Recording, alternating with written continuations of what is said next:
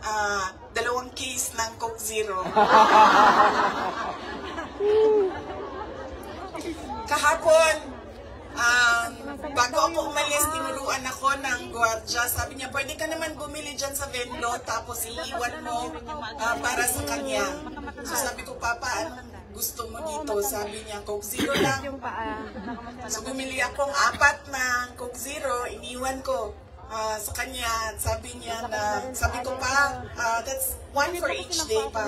So today, tomorrow, Saturday, tomorrow, Sunday, Monday, Tuesday, Wednesday. Dahil darating na yung grocery list mo by Wednesday. At sagot niya sa akin, Ma'am, please share my live. Thank you po.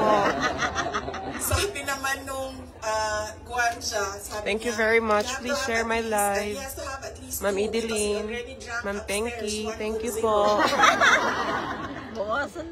And then sabi ko, sige pa, sabi ko, babalik naman Paki-share ako po sa ng Lunes. live ko, ma'am. Sabi Thank ko, you, dalawa, ma'am. Bukas, Ma'am Sunday, Jing, and please dalawa share sa my Monday. live. Thank you Tapos, po. i-replenish ko na lang yung Coke Zero mo. Sabi ko sa kanya, alam mo pa, sinasabi sa iyo ng doktor, maglakad ka daw. Huwag kang nakaupo lang sa kwarto mo.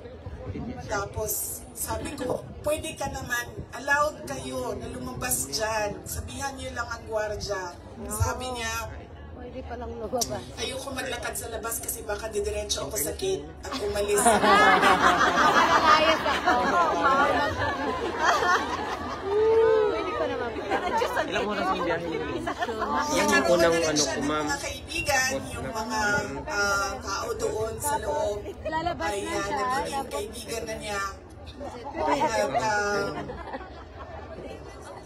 At Ayaw ko pinakalive ako. hindi ko lang alam, baka paglabas niya marunong na mag-Dutch. Pero karamihan nung kasama niya sa loob ay French speaking. So, Matutunan niya eh. Nyo pala yun. Naiyak ka, ma'am?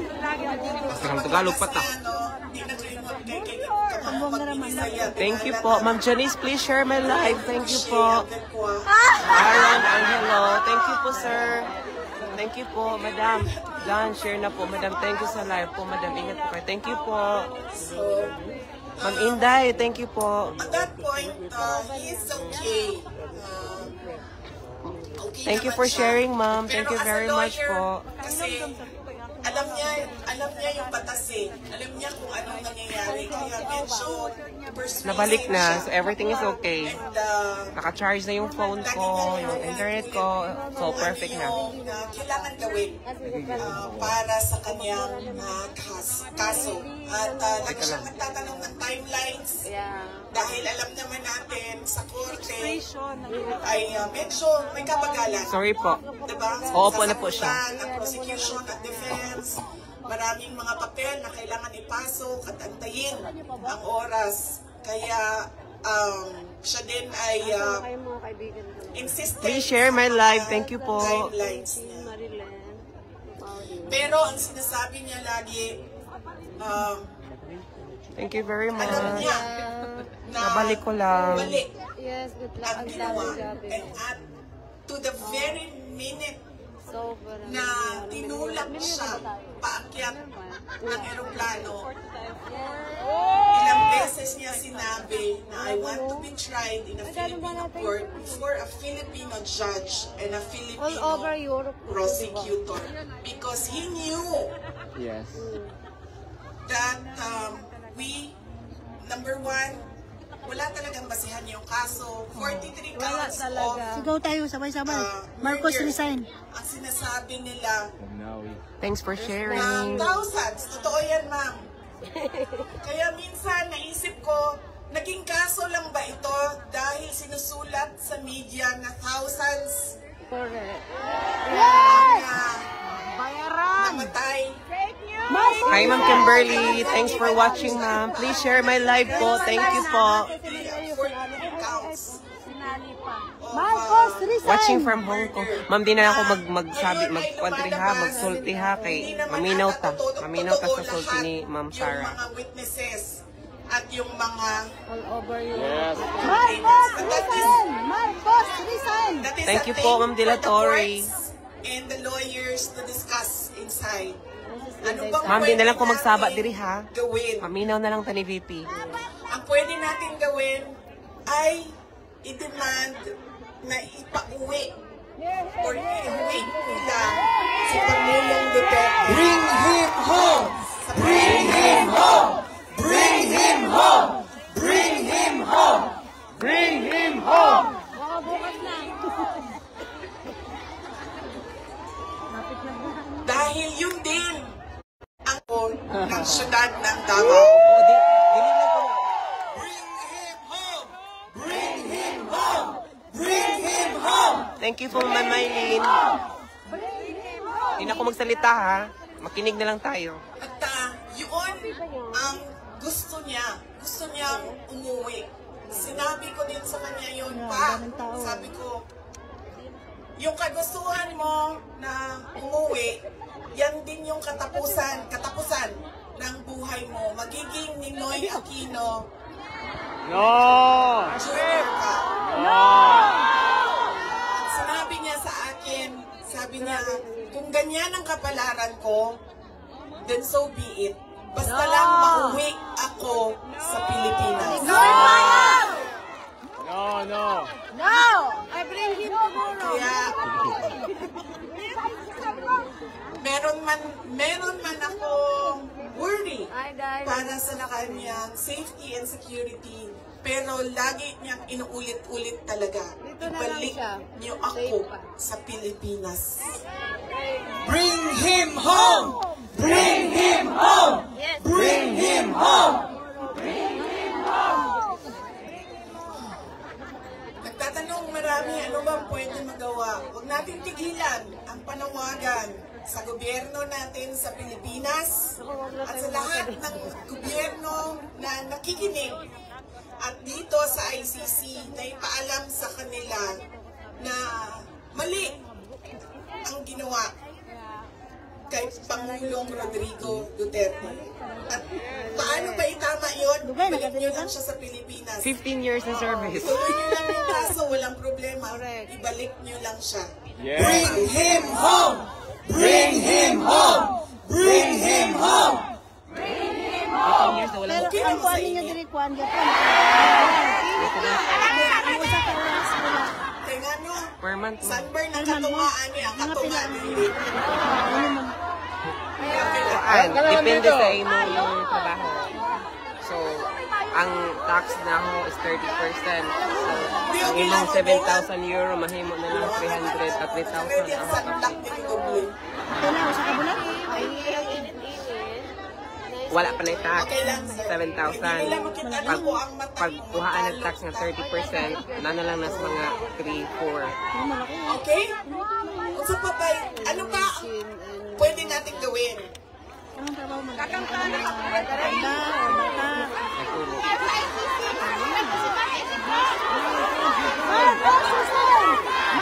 Marcos resign! Marcos resign! Marcos resign! Marcos resign! Marcos resign! Marcos resign! Marcos resign! Ma'am, sibog gamay diri, ma'am. Kaya nagsabi niya, Thank you, ma'am. Yeah! Busig ka. Layo ra ba, ma'am? Maadto pa kong Wala station. kami pakialam! Ato sa station. Vision. Central Station. Na diri? Ngayon, hindi na kayo makakauwi dahil kinulong na kayo dyan. Pakialam na siya. Pera kami! Wala kami pakialam, hindi kami bayad. True. Inabali mag-part-time kami. Di ba yung magpagkit kami ng kubeta? Correct. Wala niya kayo.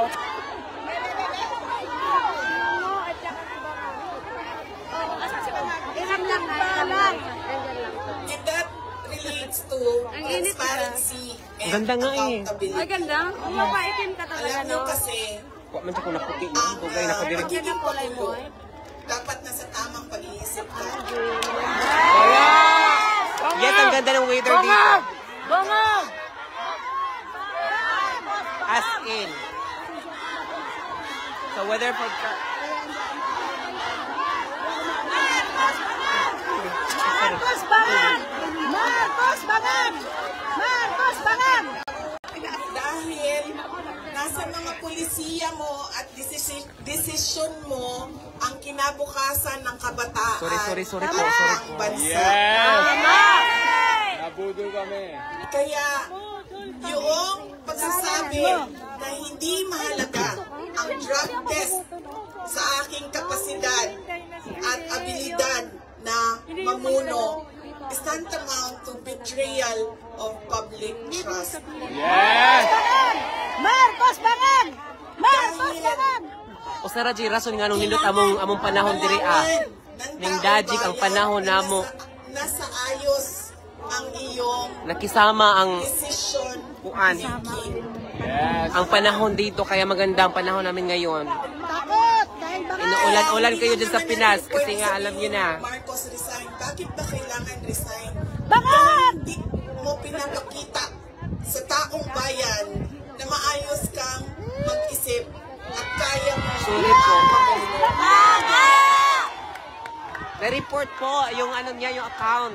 Ako naman kanina, nagka-problema yung account ko. Bigla lang, ayan. Hindi na ako magsalita para Daming mga tanong makinig na lang tayo.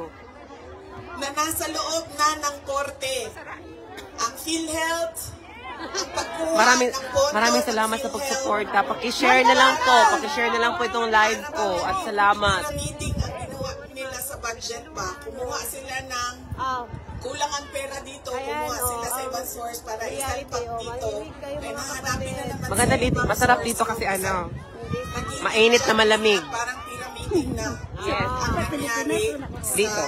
Ngayon, ulan na ulan daw sa Pinas. Kung makikita ninyo at naiintindihan Nakisabay ang ninyo panahon budget, dahil mabait. karamihan doon, Mabait nagbigay si God. ng mga Mabait si God for us. politiko na For the tinatawag Philippines. nating ayuda. Marcos Magnanakaw! Nay. Nay, sibog. Nagamay, Nay. Tumakbo kami sa plataforma Daragamay, Nay. ng Daragamay. unity at continuity. Continuity, kasali na doon Oo, okay lang, Nay. ang big ticket projects o mga build projects ni Pangulong Oo, ma'am. Duterte. Pati ang SMNI, nagka-shutdown. Si Alvi, na-shutdown. Ako kanina, nagkaroon ako ng notification. I need to be careful my life. Sabi ng ganun. Ano? I need be careful with your broadcast. Parang Na ganun. pamigay o nandoon lang sa pulsa ng kontraktor at ng politiko na gumawa kuno ng project. Nakikita ninyo na hindi handa ang Kongreso sa paggawa ng budget dahil may mga blanco doon sa enrolled bill na pinasa nila. Ibig sabihin, walang nag-iisip at hindi pinag-isipan paano ba natin gamitin ang pera ng gobyerno na makita natin na merong kapayapaan at kalambuan, Kasi kauswagan.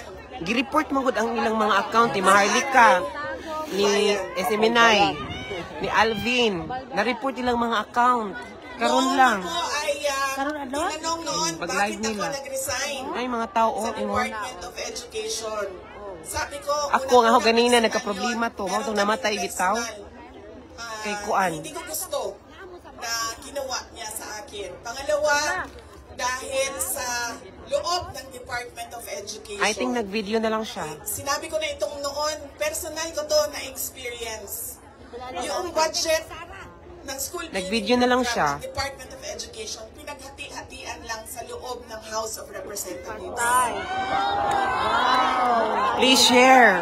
Noong unang taon, Please share kasi ang ganda ng topic ngayon. nagawan ko ng paraan. Sabi ko, hindi pwede. Sige, kung yan ang gusto ninyo, yan ang makapagpapasa ng budget. Para magkaroon ng budget ang Department of Education, dadaan pa rin kayo sa validation ng Yes po, regional please share my offices live po. ng Thank you very Department of much. Thank you Education. very so much. Thank you so much. Pag sunod na taon, naisipan na nila kung ano ang gagawin nila. At hindi nila ma-deny ito dahil nakikita ninyo sa papel. Kaya wala din kumukontra sa akin dahil nakikita sa papel. Ang ginawa nila, gumawa sila ng sarili nila listahan. Doon nakikita mo, pinaghati-hatian nila ang school building program at in-attach nila. So far, okay naman siya ngayon. General Okay naman yung Appropriations Bill. status ng live ko. Kanina biglang nag-ano siya. Sinabi namin sa mga senators, nakita nyo ba kung anong ginawa? Sabi nila, oo, nakita namin kung anong ginawa ng House of Representatives. Sabi ko, please, hindi natin masasolve ang problema ng school building program kung ganito lagi ang nangyayari sa budget ng new construction.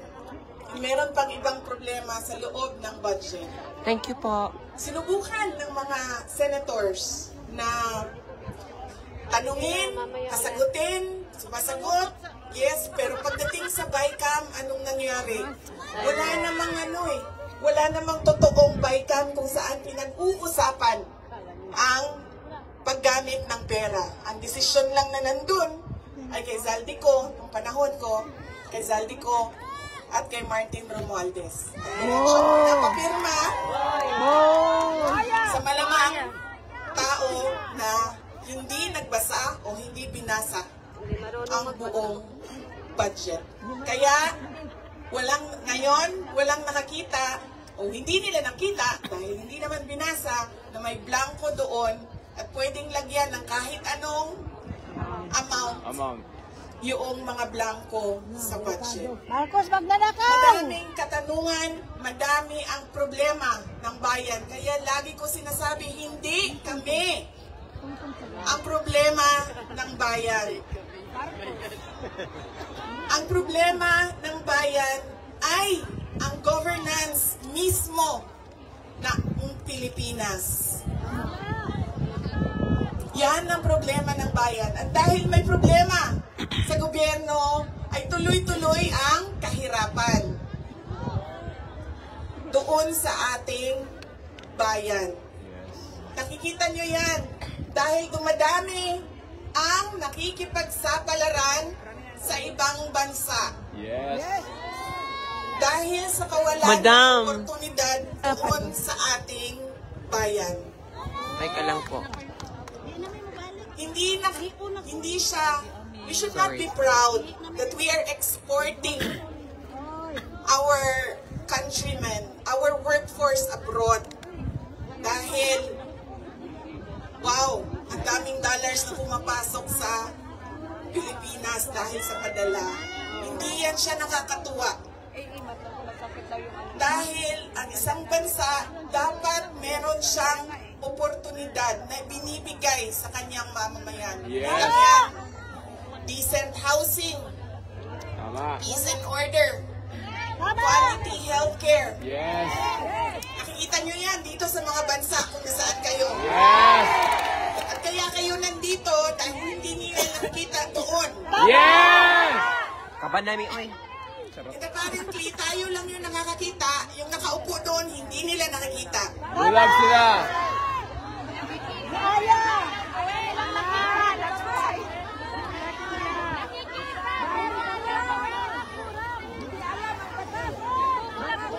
Satisfied sila sa pera. Marcos Layan! Alam nyo, madami sa mga kaibigan ko, galing ako sa middle class na family sa Davao City. So madami sa mga kaibigan ko doon, meron naman silang mga negosyo, meron naman silang pinagkakakitaan, may mga trabaho. Pero ilan na rin ang nagsabi sa akin, mga professionals ito, ilan na rin ang nagsabi sa akin, wala na rin talaga kaming nakikita, parang gusto na namin lumipat na lang sa ibang bansa para sa mga anak namin. Kaya sinasabi ko lagi yung nagsasabi sa akin, tumakbo ka sa 2028. I don't think we will have a country in 2028.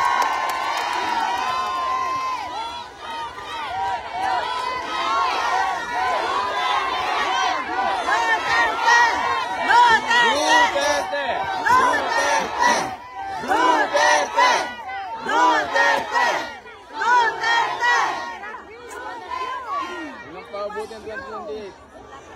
Ayun na, bibi!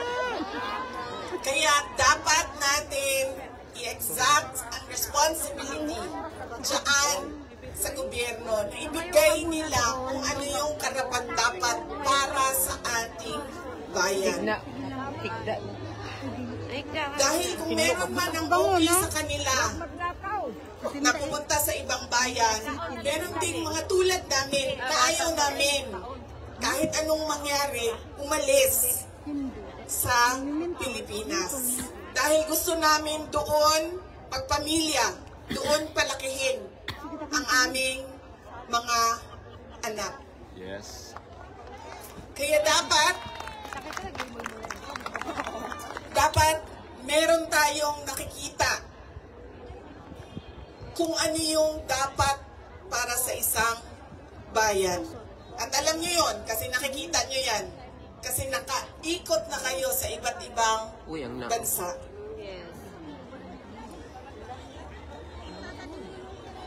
Uy, Ginoo ko. Sorry sa kay nainaw ni tatay. Ano ang gagawin? Patuloy na ipanawagan sa lahat ng nakikinig na iuwi ninyo si Pangulong Duterte sa Pilipinas. Bring him home! Bring him home! Bring him home! Bring him home! At pangalawa, patuloy natin na hingiin sa gobyerno, sa administrasyon na ibigay ninyo ang serbisyo at kaunlaran na karapat-dapat para sa mga Pilipino at para sa Pilipinas. Yes!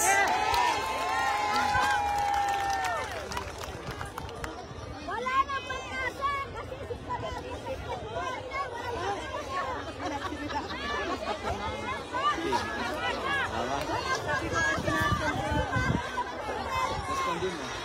Magdan ako, Marcos! Magdan ako, Marcos! Magdan ako, Marcos! Sa kagahi, sa ako ang taktak din ni Ma'am din, ay ko karan. Nagpupong niyo po, Ma'am, nabili ko mahulog. Anak. Guarda!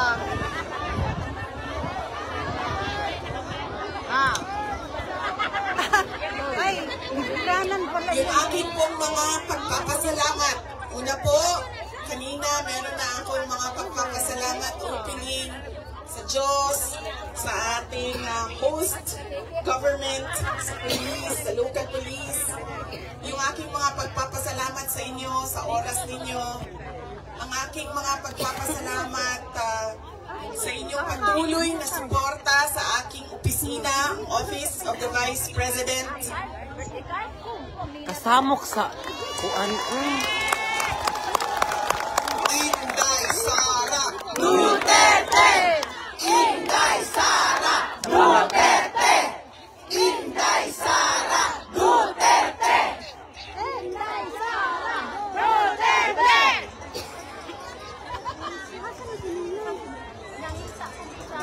Malakas ang loob ko dahil nandyan kayong lahat.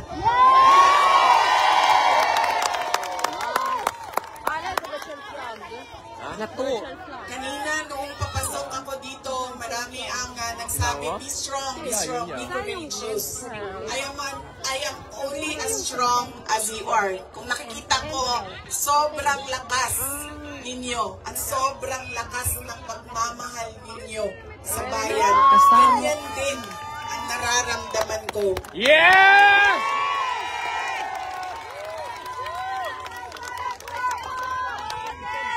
Ang pagpapasalamat ng aming pamilya, ang pamilya Duterte, ako kayo may utang ang kapuputon kaninyong tanan.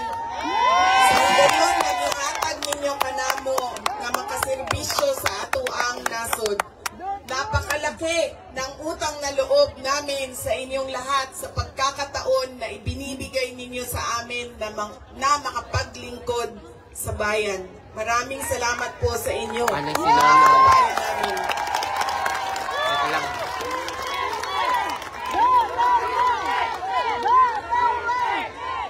Mother. Duterte! Duterte! Duterte! Duterte! ninyong kalimutan, ayaw ninyong kalimti ang kausa. Huwag ninyong kalimutan ang laban. Nay, salamat. What is our cause? Our cause is for our country. Yes. Ang laban na ito ay para sa bayan. Yes. Mga kababayan,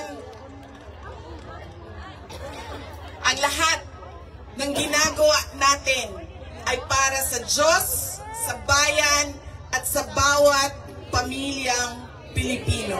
Shukran. Yes. Duterte! Duterte!